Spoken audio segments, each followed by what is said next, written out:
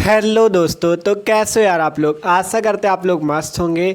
तो जैसा कि यार हम लोग बीएससी फोर्थ सेमेस्टर केमिस्ट्री पढ़ रहे थे, उसका यूनिट नंबर 3 चल रहा था मोलेकुलर स्पेक्ट्रोस्कोपी। ठीक है, तो आज हम इस पे बात करने वाले यार बहुत ज़्यादा इंपॉर्टेंट टॉपिक आपका देख सकते हो, effect of isotopic shift on vibrational frequency. मतलब कि वाइब्रेशनल फ्रिक्वेंसी पे जो आइसोटोपिक शिफ्ट होती है उसको आज हम लोग समझने वाले हैं। ठीक है, और ये जो टॉपिक है ये आपका किससे रिलेटेड है, जो हमने इस पढ़ा था हुक्स लॉ। ठीक है, जो हुक का नियम पढ़ा था हुक्स लॉ, उसी से आपका रिलेटेड टॉपिक है ये आपका कि कंपन आवृत्ति अर्थात वाइब्रेशनल फ्रिक्वेंसी पर समस्थानिक विस्थापनों का प्रभाव। ठीक है, कंपन आवृत्ति पर क्या, समस्थानिक विस्थापनों का प्रभाव। ठीक है, अर्थात आइसोटोपिक शिफ्ट समस्थानिक विस्थापन। ठीक है, तो इसको आज हम लोग पढ़ने वाले हैं। ठीक है, तो एकदम आसानी से देखेंगे। तो यार भाई प्लीज़ वीडियो को शुरू से लेकर आखिर तक जरूर देखना। देखो, अगर आपने हुक्स लॉ वाला वीडियो नहीं देखा तो डिस्क्रिप्शन में प्लेलिस्ट है, उस पे जाके आप देख सकते हो। तो चलो शुरू करते हैं। आपका effect of isotopic shift on vibrational frequencies, कंपन आवृत्तियों पर समस्थानिक विस्थापनों का प्रभाव। ठीक है, तो देखो इसे पढ़ने से पहले आपको समस्थानिक विस्थापनों का प्रभाव पढ़ना है। तो सबसे पहले थोड़ा सा बात कर लेते हैं कि समस्थानिक आपका क्या होता है, फिर हम बात करते हैं जो आपकी वाइब्रेशनल फ्रीक्वेंसी अर्थात कंपन आवृत्ति होती है, इसमें समस्थानिक विस्थापन का क्या प्रभाव होता है। ठीक है, पहले समस्थानिक के बारे में देखो। ठीक है, तो यहाँ पे देखो थोड़ा सा हमने समस्थानिक आइसोटोप्स के बारे में बताया हुआ है। हमने यहाँ पे हेडिंग लगाई समस्थानिक आइसोटोप्स क्या होते हैं। ठीक है, तो देखो यहाँ पे पढ़ो आइसोटोप्स क्या होते हैं। हमने लिखा वे एटम्स जिनके एटॉमिक नंबर समान हो परंतु एटॉमिक मास जो हो वो भिन्न हो, आइसोटोप्स कहलाते हैं।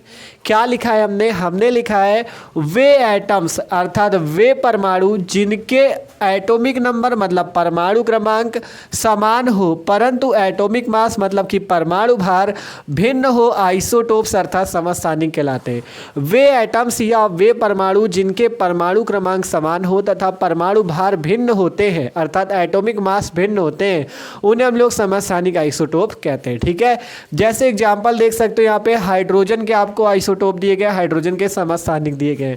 पहला 1H1, दूसरा 1H2, ये 1H1 है, ये 1H2 है। ठीक है, तो देखो परमाणु क्रमांक तो सबको पता है, जो नीचे वाला होता है इसे एटॉमिक नंबर या परमाणु क्रमांक कहते हैं, और ये जो ऊपर लिखा होता है इसे एटॉमिक मास या परमाणु भार कहते हैं। ठीक है, तो अगर बात की जाए ये दो एटम, दोनों एटम है किसके, हाइड्रोजन के, तो कह रहा है वे एटम जिनके एटॉमिक नंबर समान हो। तो अगर आप देखो तो यहाँ पे भी आपको एटॉमिक नंबर 1 दिख रहा है और यहाँ पे भी आपको एटॉमिक नंबर 1 दिख रहा है, अर्थात इन दोनों पे आपके क्या है, एटॉमिक नंबर अर्थात परमाणु क्रमांक क्या है, सेम ही है। ठीक है, इसमें भी परमाणु क्रमांक सेम, इसमें भी परमाणु क्रमांक सेम। और परमाणु भार एटॉमिक मास क्या होता है, भिन्न होता है। देखो इसमें 1 है, इसमें 2 है, अर्थात ये जो ऊपर लिखा होता है इसे एटॉमिक मास कहते हैं। परमाणु भार अलग हो, परमाणु क्रमांक सेम हो तो उसे हम लोग क्या कहते हैं, आइसोटोप कहते हैं। जैसे 1H1 और 1H2 में देख रहे हो, 1 नीचे जो लिखा हुआ है ये आपका परमाणु क्रमांक है और यहाँ 1 और 2 जो लिखा है परमाणु भार। देख सकते हो परमाणु क्रमांक समान है, परमाणु भार भिन्न है, अतः ये समस्थानिक आइसोटोप है किसके, हाइड्रोजन के। ठीक है, तो आशा करते हैं सबको समस्थानिक तो समझ में आया कि आइसोटोप क्या होता है, ऐसे एटम जिनके परमाणु क्रमांक एटॉमिक नंबर सेम हो लेकिन एटॉमिक मास क्या हो, अलग हो, आइसोटोप होते हैं। अब बात करनी है हमें effect of isotopic shift on vibrational frequency. जो वाइब्रेशनल फ्रीक्वेंसी आई थी उस पर आपको आइसोटोपिक इफेक्ट के बारे में बताना है। ठीक है, तो देखो जो हुक का लॉ था हुक्स लॉ, उसके अनुसार जो आपकी क्या थी, कंपन आवृत्ति या वाइब्रेशनल फ्रीक्वेंसी, उसका फॉर्मूला आया था nu not bar equal to 1/2 pi under root में K/μ। ये आपका फॉर्मूला दिया था हुक नामक साइंटिस्ट ने, अपना नियम दिया था हुक का नियम, हुक्स लॉ, उस पे उन्होंने ये फॉर्मूला बताया था nu not bar equal to 1/2 pi root में K/μ। जहाँ ये न्यू नॉट क्या है आपकी, ये देखो ये जो न्यू नॉट लिखा हुआ है न्यू नॉट बार, ठीक है, ये न्यू नॉट बार आपकी क्या होती है, वाइब्रेशनल फ्रिक्वेंसी होती है, वाइब्रेशनल फ्रिक्वेंसी अर्थात कंपन आवृत्ति। ठीक है, वाइब्रेशनल फ्रिक्वेंसी होती है, कंपन आवृत्ति होती है। अगर बात करें यहाँ पे के क्या है, के को हम लोग बोलते हैं फोर्स कांस्टेंट, फोर्स कांस्टेंट, जिसे हिंदी पे कहा जाता है बल नियतांक। ठीक है, इसके पहले वाले वीडियो पे हमने फोर्स कांस्टेंट भी अच्छे से पढ़ा हुआ है कि फोर्स कांस्टेंट का मान कैसे निकाला जाता है, उसका निर्धारण कैसे किया जाता है। ठीक है, आप बात करिए म्यू क्या है। म्यू को बोलते हैं रिड्यूस्ड मास। म्यू को क्या बोलते हैं? रिड्यूस्ड मास, अर्थात समानीत द्रव्यमान। समानीत द्रव्यमान, ठीक है, रिड्यूस्ड मास बोलते हैं, समानीत द्रव्यमान बोलते हैं। तो ये सिंपल सी बात है। ये आपका जो सूत्र आपको दिख रहा है, इसे समीकरण 1 भी मान सकते हो, ये यहाँ पे। ठीक है, ये जो आपको दिख रहा है nu not bar equal to 1/2 pi under root में के अपॉन म्यू, इस समीकरण को हुक नामक साइंटिस्ट ने दिया था अपने नियम हुक का नियम पे, जहां न्यू नॉट बार आपका क्या है? वाइब्रेशनल फ्रीक्वेंसी, कंपन आवृत्ति, के आपका फोर्स कांस्टेंट है और म्यू आपका रिड्यूस्ड मास है। अब आपको इसी कंपन आवृत्ति पर समस्थानिक विस्थापन का प्रभाव अर्थात आइसोटोपिक शिफ्ट का इफेक्ट बताना है। ठीक है, तो वो आप कैसे बता सकते हो? देखो, इतना लिखने के बाद आपको सिंपल नीचे से लिखना है। ठीक है, देखो इसके बाद हमने यहाँ पे क्या लिखा। सबसे पहले इतने तक तो लिख दिया था कि nu not bar equal to 1/2 pi under root में के अपॉन म्यू। अब इसके बाद हमने कुछ लिखा है, देखो पढ़ लो पहले इसे। हमने लिखा फोर्स कांस्टेंट अर्थात बल नियतांक के का मान। ठीक है, फोर्स कांस्टेंट को के से प्रदर्शित करते हैं, ये देख सकते हो।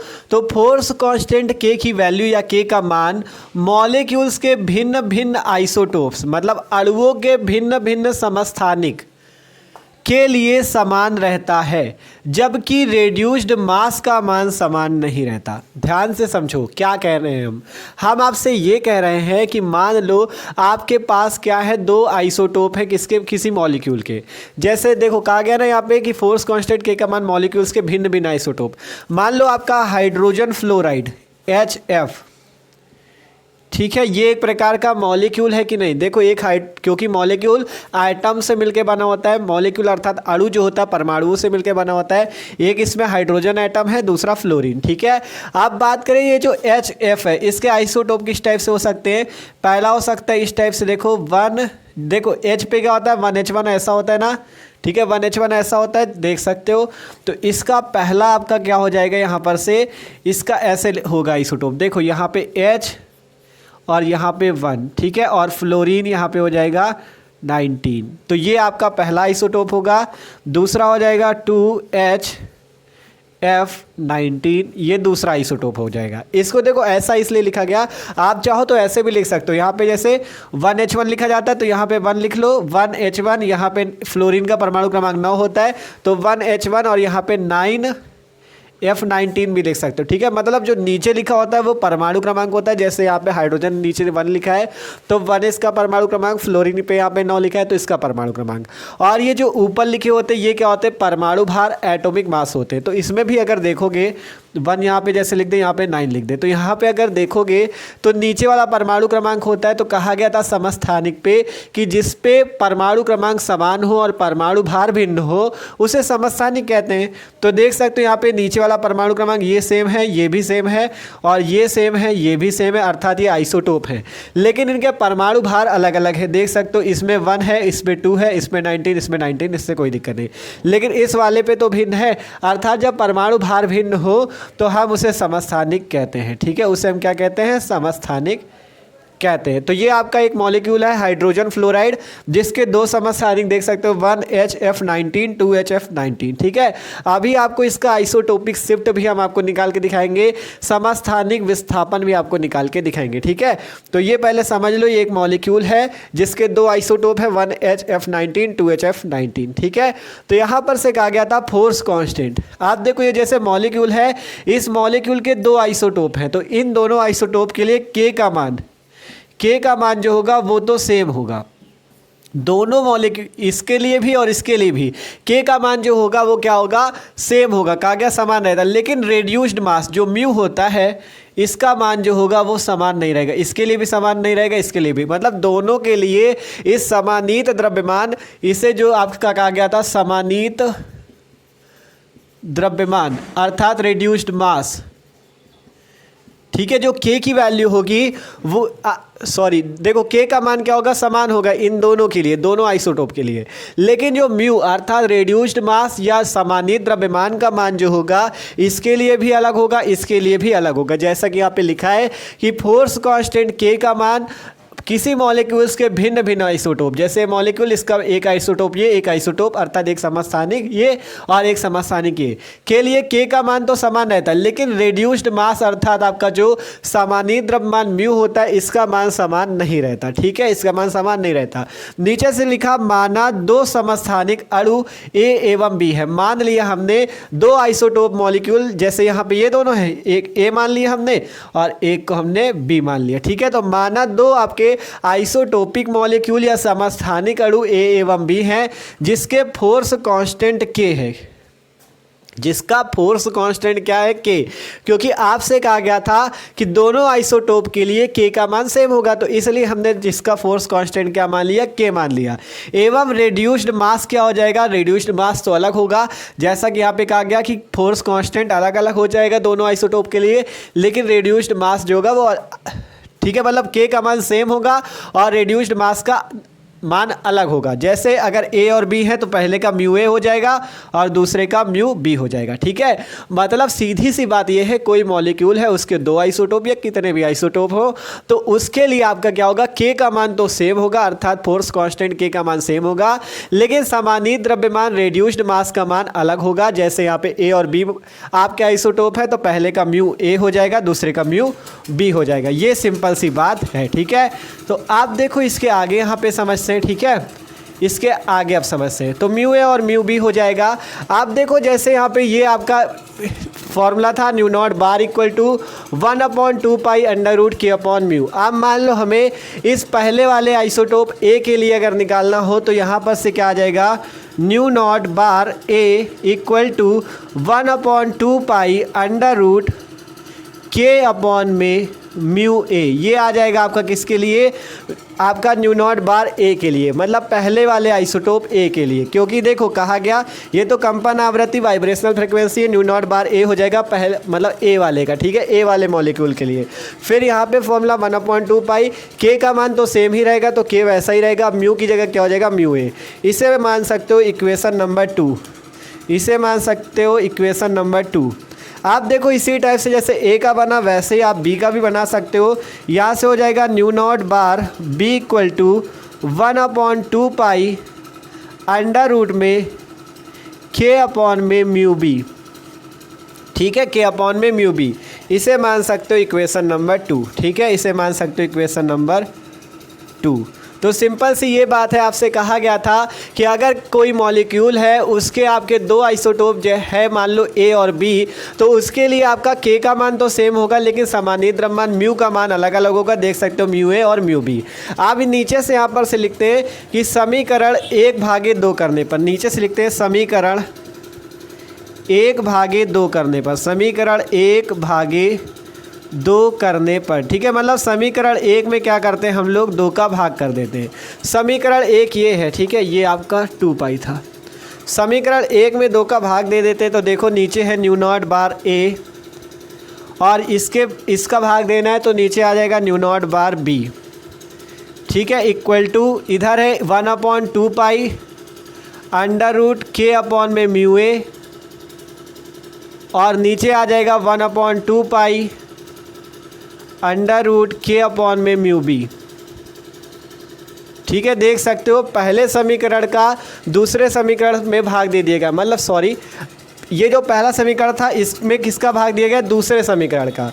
तो यहाँ से हो गया nu not bar A upon nu not bar B equal to 1/2 pi under root में के अपॉन म्यू ए और इसका भाग दिया गया तो 1/2 pi under root K upon mu B. ठीक है, आप देखो इसको आगे सॉल्व करते हैं तो हम लोग क्या करें, इसको ये जो समस्थानिक बताया था इतना हम इरेज कर देते हैं और इसको आगे सॉल्व करके आपको बताते हैं। ठीक है, तो अगर स्क्रीन शॉट लेना हो तो ले लो, इसका बाद में नोट कर लेना, इसको इरेज कर दे रहे हैं। ठीक है, ठीक है, तो सिंपल देख सकते हो यहाँ पे इतना पहले आया था nu not bar A upon में nu not bar B equal to 1/2 pi under root K upon mu A और 1/2 pi under root K upon mu B. अगर बात करें यहाँ से तो 1/2 पाई से 1/2 पाई कैंसिल हो जाएगा, देख सकते हो ऊपर भी है नीचे भी कैंसिल हो जाएगा।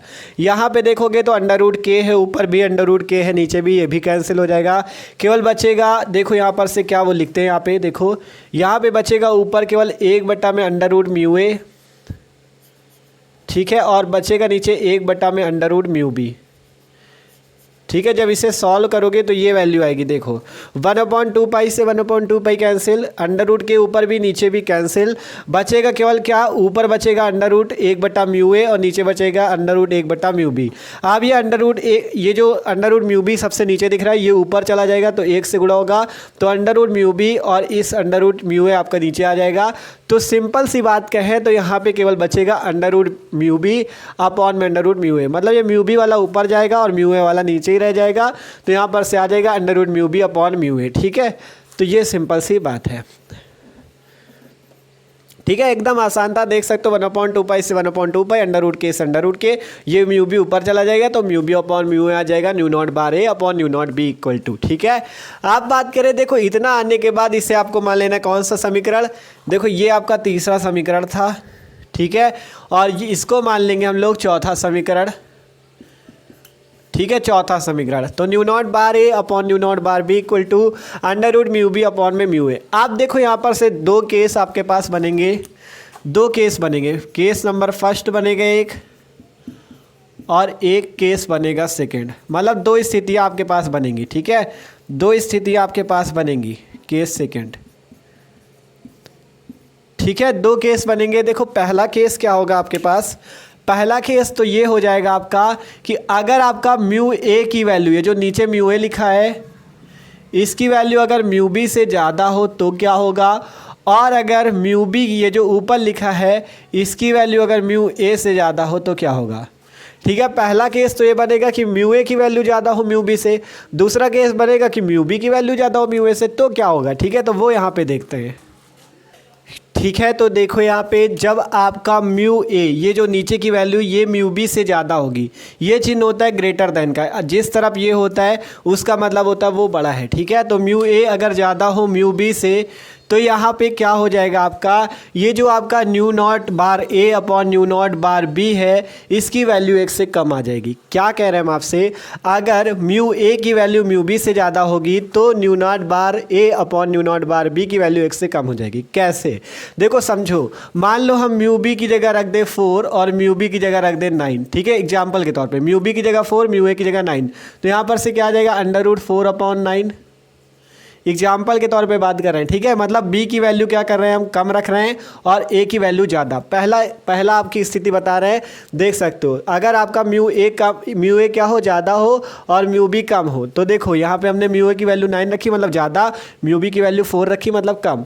तो यहाँ पर से अगर निकालोगे अंडर रूट से बाहर तो 4 का अंडर रूट होगा 2, 9 का होगा 3, तो 2/3। अगर भाग लगा दो 3 का तो 0 पॉइंट आपका कितना आएगा, 0.3, 3 छंग 18 की 2 और 0.667 आएगा। ठीक है, 0.667 आएगा, अर्थात ये वैल्यू क्या है, 1 से कम है, अर्थात nu not bar A upon nu not bar B की वैल्यू क्या आएगी, 1 से कम आएगी। ठीक है, देख सकते हो। और इसी प्रकार अगर μb की वैल्यू ज़्यादा कर दे, μa की वैल्यू कम कर दे, इस बार क्या करें हम, μb की वैल्यू 9 रख दे। ठीक है, इस बार क्या करें, μb की वैल्यू ज़्यादा रख दे मतलब 9 रख दे और μa की वैल्यू क्या कर दे, 4 रख दे, कम रख दे। ठीक है, μb की वैल्यू ज़्यादा करनी है, μa की कम कर दे, तो क्या हो जाएगा यहाँ पर से अंडर रूट 9/4, क्योंकि μb ऊपर है तो अंडर 9 आएगा और μa की जगह 4, तो यहाँ पर से निकालोगे तो कितना आ जाएगा, 9 का अंडर रूट 3 और 4 का 2, तो 3/2 आएगा और इसका 2 का भाग लगाओगे तो 1.5 आएगा, अर्थात वैल्यू क्या आ गई, 1 से ज़्यादा। तो जब μb की वैल्यू μa से ज़्यादा होगी तो आपका nu not bar a upon nu not bar b की वैल्यू 1 से ज़्यादा होगी। ठीक है, जैसे यहाँ पे देख सकते हो, जब हमने μb की वैल्यू ज़्यादा रखी, एग्जाम्पल के तौर पे बता रहे हैं। ठीक है, जब μb की वैल्यू 9 रखी, μa की 4 रखी, अर्थात μb की ज़्यादा रखी, μa की कम रखी, तो क्या हुआ, new not bar a upon nu not bar b की वैल्यू 1 से ज़्यादा आई। और जब हमने क्या किया, μb की वैल्यू कम रखी और μa की वैल्यू ज़्यादा रखी, ठीक है, μb की वैल्यू कम रखी और μa की ज़्यादा रखी, तब क्या हुआ, तब आपने देखा आंसर आपका जो आया 0.667 आया, मतलब 1 से कम वैल्यू आई, तो आपका इसका मान क्या हो जाएगा, इसका मान 1 से कम हो जाएगा। ठीक है, इसका मान 1 से कम हो जाएगा। ये एग्जाम्पल के तौर पे आपको बता रहे हैं। ठीक है, जो बातें यहाँ पे 4 और 9 माना है, एग्जाम्पल के लिए समझाने के लिए आपको बताया। ठीक है, कि आपको आसानी से समझ में आ जाए। ठीक है, तो ये सब समझाने के लिए था कि आपको ये समझ में आ जाए कि ये कैसे आया। तो ये चीज़ सिंपल समझो कि जब आपका म्यू ए की वैल्यू म्यू बी से ज़्यादा होगी तो nu not bar A upon nu not bar B की वैल्यू 1 से कम हो जाएगी। आप अगर इस न्यू नॉट बार बी को उधर भेज दें तो न्यू नॉट बार ए तो इधर ही रहेगा और ये चिन्ह भी ऐसा आ जाएगा और न्यू नॉट बार बी का गुणा 1 से हो जाएगा तो न्यू नॉट बार बी, अर्थात न्यू नॉट बार ए क्या होगा, कम होगा किससे, न्यू नॉट बार बी से, या कह सकते हो न्यू नॉट बार बी की वैल्यू ज़्यादा होगी इससे। तो इसका क्या मतलब हुआ, आपके पास दो मॉलिक्यूल थे। ठीक है, मतलब किसी मॉलिक्यूल के भिन्न भिन्न आइसोटोप थे, माना था हमने एक को ए और दूसरे को बी। ठीक है, एक को ए माना था दूसरे को बी। तो यहाँ पर से ये बात हुई, अगर समानीत द्रव्यमान ए वाले का ज़्यादा है बी से तो आपका जो कंपन आवृत्ति होगी वो ए वाले की कम हो जाएगी और बी वाले की ज़्यादा। ठीक है, मतलब अगर समानीत द्रव्यमान रिड्यूस्ड मास ए वाले का ज़्यादा है, ठीक है, समानीत द्रव्यमान ए वाले का ज़्यादा है तो इसमें क्या होगा, इसमें जस्ट उल्टा होगा आपका ये कंपन आवृत्ति पे। ठीक है, अगर समानीत द्रव्यमान ए वाले मॉलिक्यूल का ज़्यादा है तो आपका क्या होगा, जो कंपन आवृत्ति होगी वो ए वाले की कम हो जाएगी। ठीक है, जस्ट उल्टा, अगर ए वाले का ज़्यादा है तो कंपन आवृत्ति कम होगी और अगर इसका समानीत द्रव्यमान कम है तो कंपन आवृत्ति ज़्यादा होगी। ये बात है सिंपल सी। नीचे भी देख सकते हो, अगर आपका क्या होगा, बी वाले का जो समानीत द्रव्यमान वो ज़्यादा है किससे, ए वाले से, तो यहाँ पर इसका उल्टा हो जाएगा, अगर बी वाले का ज़्यादा तो यहाँ पे बी वाले का कम आएगा और ए वाले का ज़्यादा आएगा। ठीक है, ये सिंपल सी बात है। समझ में आया कि नहीं? देखो ध्यान समझो, हम आपसे ये कहना चाह रहे हैं, अगर म्यू ए की वैल्यू ज़्यादा म्यू बी से, मतलब ए और बी दो मॉलिक्यूल ही तो थे, आइसोटोपिक मॉलिक्यूल या समस्थानिक अणु थे, तो अगर ए वाले मॉलिक्यूल का समानीत द्रव्यमान ज़्यादा बी वाले से तो इसमें इसका उल्टा हो जाएगा, अगर ए वाले का समानीत द्रव्यमान ज़्यादा तो कंपन आवृत्ति कम। देख सकते हो, ए वाले का समानीत द्रव्यमान ज़्यादा तो कंपन आवृत्ति कम, और अगर बी वाले का समानीत द्रव्यमान कम तो कंपन आवृत्ति ज़्यादा। ठीक है, जस्ट उल्टा है। इस पे भी देख लो, अगर म्यू बी की वैल्यू ज़्यादा होगी ए से तो क्या होगा, अगर बी की वैल्यू ज़्यादा होगी तो आपका क्या हो जाएगा, जो इसका कंपन आवृत्ति होगी वो कम हो जाएगी, और अगर समानीत द्रव्यमान ए का कम होगा तो इसकी कंपन आवृत्ति ज़्यादा हो जाएगी। तो इसका सिंपल मतलब ये है कि अगर आपके पास दो आइसोटोपिक मॉलिक्यूल, दो समस्थानिक अणु हैं, अगर एक का जो आपका क्या है, जो आपका रिड्यूस्ड मास है, अगर ए वाले का ज़्यादा है तो उसकी कंपन आवृत्ति कम होगी, और अगर बी वाले का रिड्यूस्ड मास ज़्यादा है तो उसकी कंपन आवृत्ति कम होगी। जिसका रिड्यूस्ड मास ज़्यादा उसकी कंपन आवृत्ति कम और जिसका रिड्यूस्ड मास कम उसका कंपन आवृत्ति ज़्यादा। ये आपको यहाँ पर से देखने को मिल रहा है, सिंपल समझ सकते हो। ठीक है, आशा करते हैं इतनी बातें सबको समझ में आ चुकी हैं। आप देखो थोड़ा सा एक एग्जांपल बता दें कि अगर आपको आइसोटोपिक शिफ्ट निकालना पड़ जाए तो आप कैसे निकाल सकते हो। ठीक है, तो वो बता दें। तो तब तक आप लोग इसका पूरा स्क्रीनशॉट ले लो, इसको इरेज कर दें और थोड़ा सा आपको पूरा समझा दें। ठीक है, तो इतना समझ में आ गया होगा। ठीक है, तो आप देखो एग्जाम्पल से समझ लेते हैं। अगर आपके पास दो आइसोटोपिक मॉलिक्यूल हैं और आपको उनका आइसोटोपिक शिफ्ट निकालना है, अर्थात समस्थानिक विस्थापन निकालना है, तो आप कैसे निकाल सकते हो। तो देखो एग्जाम्पल के तौर पे हमने hydrogen fluoride HF, hydrogen fluoride के आइसोटोप लिए हैं, पहला 1HF19, दूसरा 2HF19। ठीक है, ये जो ऊपर लिखा है इसके परमाणु भार लिखे हुए हैं। देखो 1HF19 के लिए जो रिड्यूस्ड मास है वो 1.58 × 10⁻24 है, और जो 2HF19 के लिए रिड्यूस्ड मास है वो 3.0 × 10⁻24 है। इसके लिए कंपन आवृत्ति 4138 सेंटीमीटर इनवर्स और इसके लिए कंपन आवृत्ति 2998 सेंटीमीटर इनवर्स।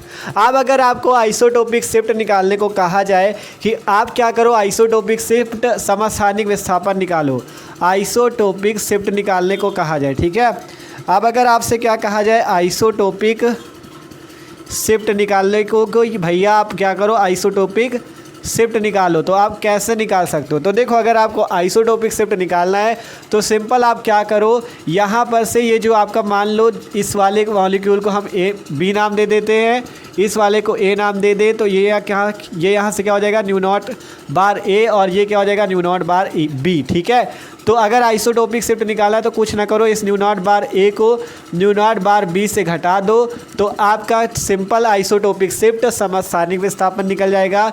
यहाँ पे 4138 है माइनस इसकी वैल्यू 2998, सिंपल इसको घटा दो, आइसोटोपिक शिफ्ट आ जाएगा। 8 से 8 गया 0, 13 में 9 गए 4, और फिर यहाँ पे 10 में 9 गया 1 और 3 में 2 गया 1, 1140 आ गया आइसोटोपिक शिफ्ट। इस टाइप से आप निकाल सकते हो। देखो क्या कहना चाह रहे हैं समझो। मान लो आपके पास हाइड्रोजन फ्लोराइड का आइसोटोपिक मॉलिक्यूल है 2, ये 1HF19 2HF19, इसको ए मान लिया, इसको बी मान लिया। इसका जो कंपन आवृत्ति न्यू नॉट बार ए है इतनी है, न्यू नॉट बार बी इतनी है। आइसोटोपिक शिफ्ट निकालना तो सिंपल कुछ ना करो, न्यू नॉट बार ए से न्यू नॉट बार बी को घटा दो, जो आ जाएगा यही आइसोटोपिक शिफ्ट समस्थानिक विस्थापन है। बस ये सिंपल सी बात है, ठीक है। तो आशा करते हैं सबको ये टॉपिक समझ में आया, कंपन आवृत्तियों पर समस्थानिक विस्थापनों का प्रभाव, ठीक है। कोशिश पूरी की कि आपको समझा दे, ठीक है। तो यार वीडियो अच्छा लगा हो भाई तो लाइक कर देना, और चैनल पर ना हो तो सब्सक्राइब कर लो। डिस्क्रिप्शन में प्लेलिस्ट है BSc 4th सेमेस्टर केमिस्ट्री की, उस पर जाके आप और भी वीडियो देख सकते हो, ठीक है। तो okay, thanks for watching this video, मिलते हैं किसी अगले वीडियो पर।